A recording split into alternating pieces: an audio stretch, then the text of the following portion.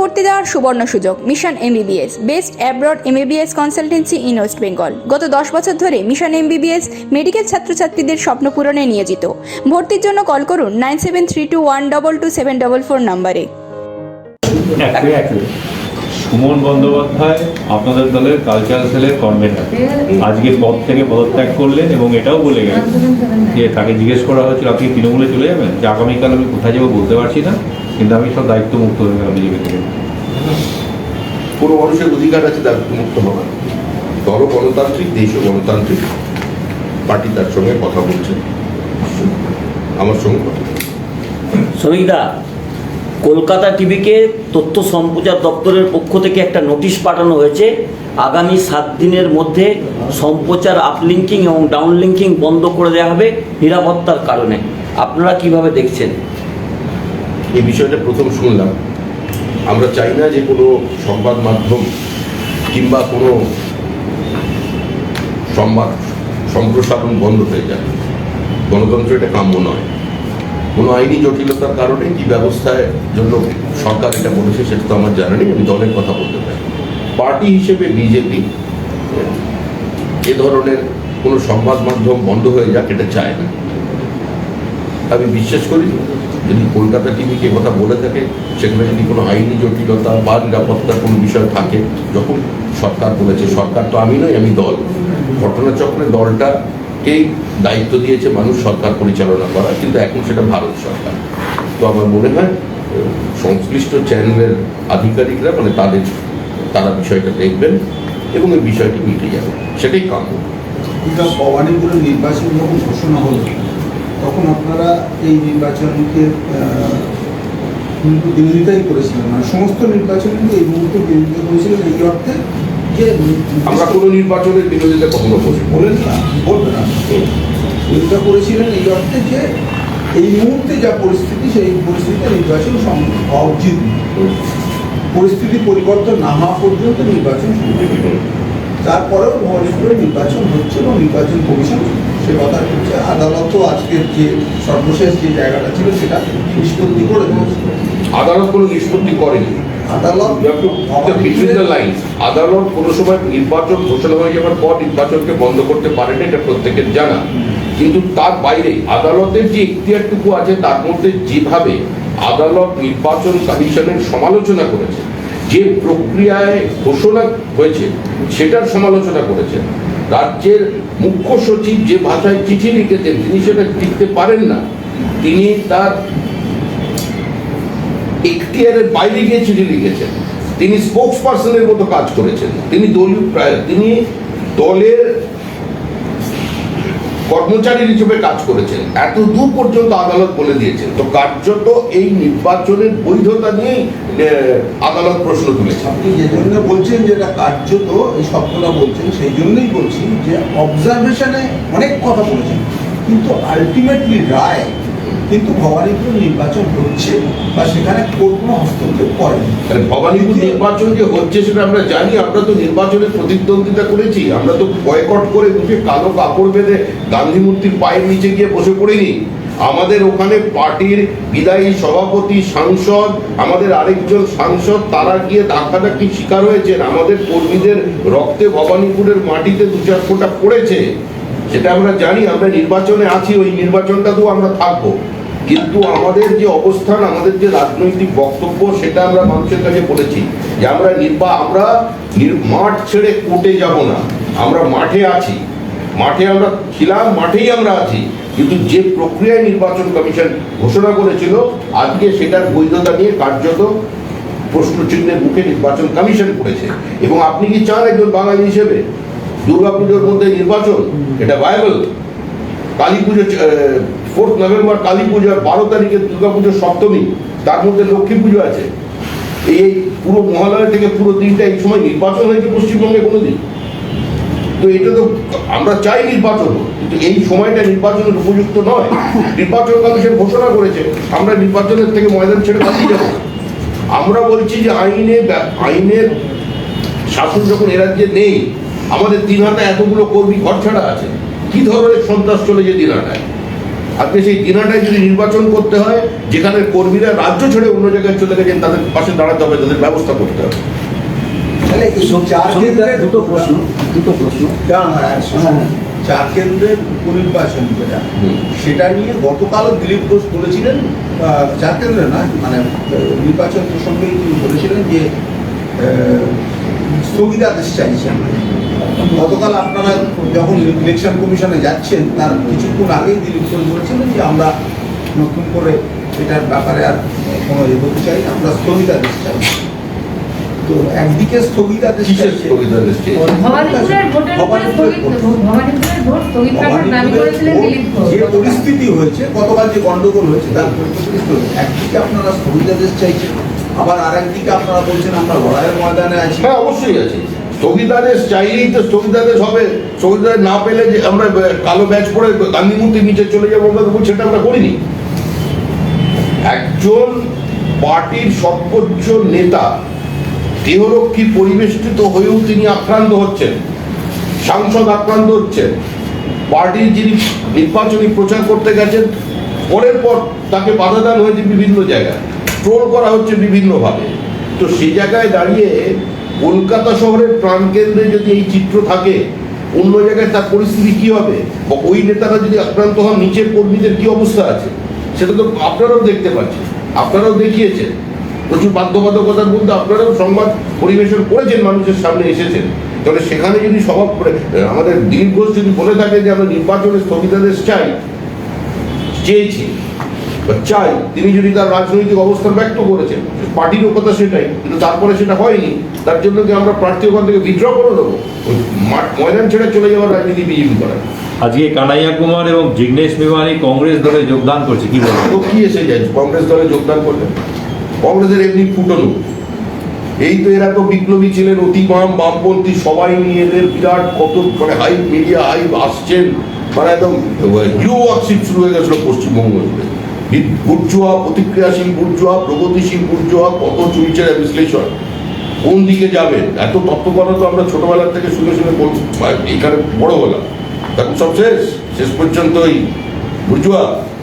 গোয়ার প্রাক্তন মুখ্যমন্ত্রী আজ কলকাতায় আসছেন, আগামীকাল তিনি তৃণমূল দলে আনুষ্ঠানিকভাবে যোগ দেবেন। বিজেপি গোয়ার প্রাক্তন মুখ্যমন্ত্রী কোন দলের? তিনি কংগ্রেস ছিলেন, হ্যাঁ, তিনি ছেড়ে এখানে কেন? পশ্চিমবঙ্গে আজকে কলকাতায় এসে কালকে তৃণমূলে যোগ দেবেন। ও কলকাতায় এসে হেডকোয়ার্টার তৃণমূলের কি এখানে? সর্বভারতীয় তৃণমূল কংগ্রেসের হেডকোয়ার্টার কোনটা? কলকাতা। তাহলে ঠিক আছে, আসুন। কংগ্রেসের এক্সপায়ারি ডেট হয়ে গেছে, এটাকে আসুন।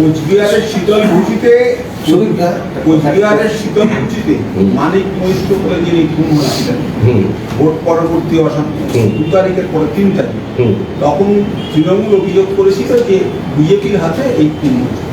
পরবর্তীকালে সেই তদন্তে যেটা বেরিয়ে উঠে এসছে, সিবিআইও ইতিমধ্যে সেটা চার্জশিট করেছে যে এটা আসলে তৃণমূলের অন্তর্তন্ত্র এবং তৃণমূলের হাতেই এই মানিক মৈত্র খুন হয়েছে। নতুন কিছু নয়, পঞ্চায়েত নির্বাচনে 47 জন তৃণমূল 50 জন তৃণমূল কংগ্রেস, 49 জন তৃণমূল কংগ্রেসের কর্মী খুন হয়েছে পঞ্চায়েত নির্বাচনে আগে করে কেন্দ্র করে। 47 জনের পরিবারের অভিযোগ যে তৃণমূল কংগ্রেসের দিকে। তো তৃণমূল কংগ্রেস নিজেদের মধ্যে মারামারি করে খুন হয়েছে, এর মধ্যে বিজেপি কোনো খুন চায় না।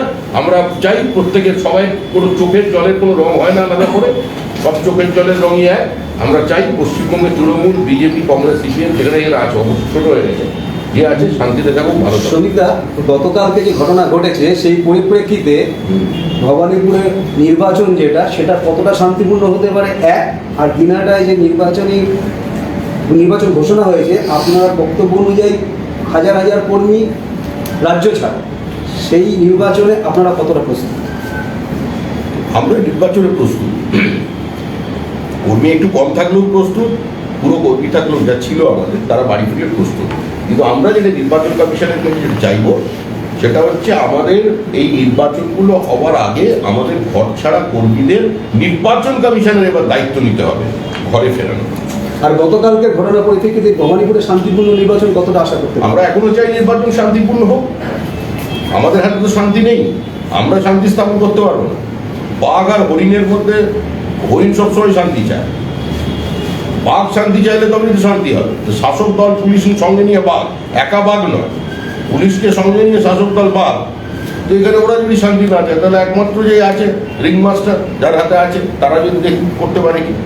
আমরা তো শান্তি চাই, আমরা চাই সব মানুষ ভোট দিতে আসুন। মুখ্যমন্ত্রী নির্বাচন, গণতন্ত্রের সবচেয়ে বড় উৎসব হচ্ছে ভোট, আর তারপরে মুখ্যমন্ত্রী বলে কথা, তার নির্বাচনে 70%, 80% মানুষ ভোট দেবে, 90% পেরিয়ে যাবে, এটাই তো আমরা চাই। একটা বিশেষ পাড়ায় 90% ভোট হলো আর বাকি পাড়ায় 22% ভোট হলো, সেটা তো কাম্য না। সবাই বেরিয়ে আসুন। মুখ্যমন্ত্রী যেখান থেকে নির্বাচিত হবেন, তিনি যখন লড়ছেন, এত সভা করেছেন, তো সেখানে পার্সেন্টেজ ওপরে উঠুক, সেটা মুখ্যমন্ত্রীও চান, আমরাও চাই, এর মধ্যে কোনো আমাদের বিভেদ নেই। ওটাও সত্য, এটাও সত্য, সত্যের সঙ্গে সত্যের কোনো সংঘাত নেই। আপনি ওইটা বলেছেন অলরেডি, কিন্তু একটু বাইটের মতো করে বললেন। ওটা এটা হচ্ছে মুকুল রায়ের মামলা। স্পিকারকে আজকে হাইকোর্ট যেভাবে বলেছে স্পিকার বেআইনি কাজ করেছেন, এটা একবারে ক্যাটেগরি বলেছে, সেটি অত্যন্ত কড়া পর্যবেক্ষণ। কড়া পর্যবেক্ষণ নয়, এই যে মারাত্মক কথা। এই শব্দবন্ধ কোনোদিন উচ্চারিত হয়নি। আজ পর্যন্ত কোনো আদালত কোনো স্পিকারকে এইভাবে কেউ সমালোচিত করেননি, এবং বারবার দুটো জাজমেন্টের কথা তিনি মনে করিয়ে দিয়েছেন সুপ্রিম কোর্টে। আমি তো বলছি স্পিকার অত্যন্ত চাপে থাকেন বলে সমস্ত খবর মানে রাখা সম্ভব নয়। এই দলকে কন্ট্রোল করা, বিধানসভাকে, যখন তখন এই বেঞ্চ থেকে ও বেঞ্চে লোক চলে যাচ্ছে, হেডমাস্টারের পক্ষে খুবই কঠিন কাজ। সেই জন্য তাকে মনে করিয়ে দিয়েছেন মহামান্য আদালত।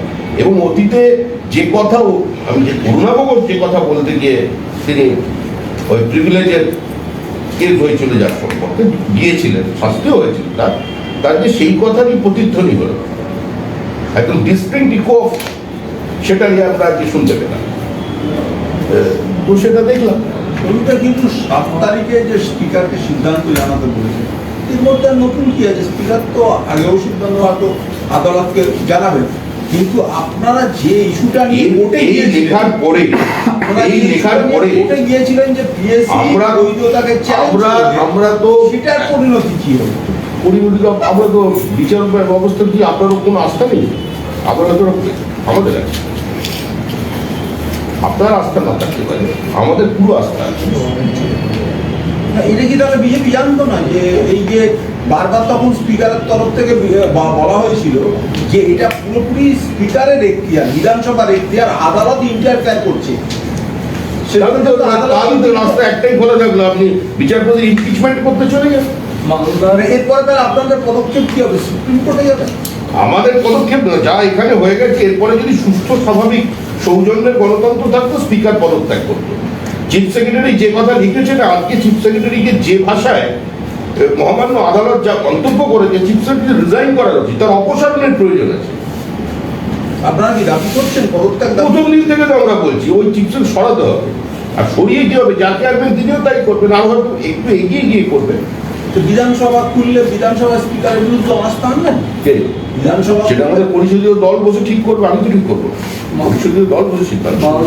যে নির্বাচন কমিশনের বিরুদ্ধে তৃণমূল কংগ্রেসের বিধানসভা ভোটের সময় এত অভিযোগ ছিল, সেই নির্বাচন কমিশন আবার এখন দেখা যাচ্ছে যে ভবানীপুরে উপনির্বাচন দিলেন, তারপর আবার আর উপনির্বাচনের জন্য ঘোষণা করলেন দিন। আপনারা অভিযোগ করছেন এটা একটা জটিলতার খেলা, ওটাই বুঝতে সময় লাগছে। মালদার হরিশচন্দ্রপুরে যে ত্রাণের টাকা তসরূপের যে অভিযোগ ছিল দীর্ঘদিন ধরে, হাইকোর্ট তাতে করেছে প্রশাসনকে এতদিন ঘুমোচ্ছিল, এবং সেখানে সিবিআই মামলার একটা দাবি উঠে এসেছে, সিবিআই তদন্তের, এবং তার পর্যবেক্ষণে অ্যাডভোকেট জেনারেল তাতে বিরোধিতা করেছেন, সিবিআই তদন্ত করা যাবে না ত্রাণের টাকা তসরূপ হওয়ায়, এবং তাতে আদালত যথেষ্ট ক্ষোভ প্রকাশ করেছেন। 11ই নভেম্বর পরবর্তী শুনানি। এই যে ত্রাণের টাকা চুরি হয়েছে 2014 সালে এবং এখনো তার শুনানি চলছে, আপনারা কিভাবে দিচ্ছেন? কিছুদিন পর দেখবেন যে গোপন ঘরে ওই অ্যাডভোকেট জেনারেলও ক্ষোভ প্রকাশ করছে। আরেকটা শেষ প্রশ্ন, কোভিড আবহে পুজো, তাই নিয়ে জনস্বার্থ মামলা করা হয়েছিল কলকাতা হাইকোর্টে, এবং তাতে 30 তারিখ অর্থাৎ ভবানীপুরের ভোটের দিন রাজ্য সরকার তার পর্যবেক্ষণ জানাবে বলে জানিয়েছে। 30 তারিখ কিন্তু সব রাজ্য সরকারের মূল চিন্তা ভাবনার মানে কেন্দ্রস্থল হচ্ছে 30 তারিখ। সেই জন্য 30 তারিখই জানাবে। 30 তারিখের ভোটের ওপরেই মা দুর্গার আগমন নির্ভর করছে, সেটাকে কাকতালীয় তোমরা বলতে পারবে। হচ্ছে এরকম। আর আমরা তো বলেছি যে অলরেডি তো কৃতজ্ঞতা স্বীকারে চিঠি পাঠিয়েছেন দেবাদিদেব মহাদেব পুজোর ব্যাপারে। বেনারসির 3 অধ্যায়, রাজঘরানা, রামনগর ও মঙ্গল বেনারসি, সাহা টেক্সটাইল।